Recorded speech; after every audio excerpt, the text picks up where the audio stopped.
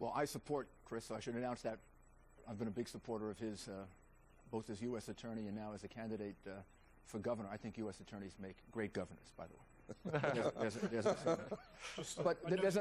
There's an article this morning in the Wall Street Journal by William McGurn, and basically it says that there's a connection between corruption and the massive increase in government that's taken place in New Jersey. I think government jobs have grown 5 times the number of private sector jobs during the last 6 or 7 years, or maybe even more than that. Well, it's even more than that. In the last 7 years under McGreevey and Corzine, for every one private sector job, new private sector jobs have been created.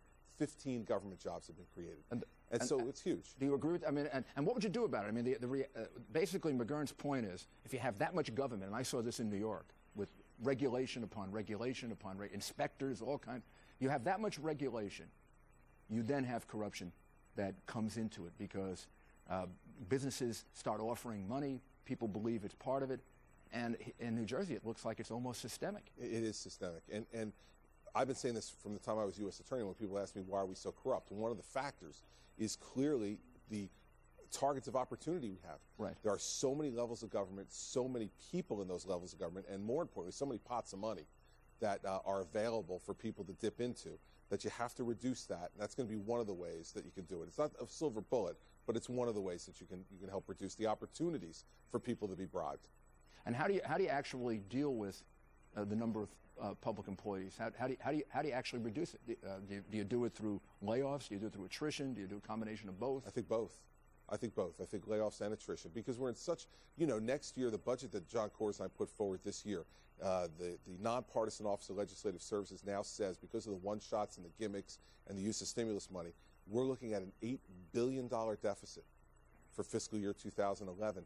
That's in a $30 billion budget, $8 billion deficit, because of the election year budget he's done. So you're going to have to do everything, Mayor. Layoffs, attrition, everything's got to be on the table because, we are in a huge hole. The trick, or at least the perceived wisdom, is you do all these things in the first year, all these tough things in the first year.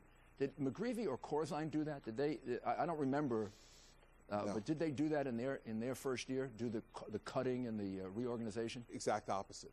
Exact opposite. As I was just saying to Joe, in Governor Corzine's first 2 years, his spending, state spending, went up 20% in the first 2 years. So he did the exact opposite. He did good time budgets, a lot of spending, $350 million in earmarks in one budget in the same time that he closed down the government to raise the sales tax. He gave $350 million of it away in earmarks, and we wound up indicting a couple of the people who were involved in that and sending them to jail when I was U.S. attorney because they were doing it to feather their own nest.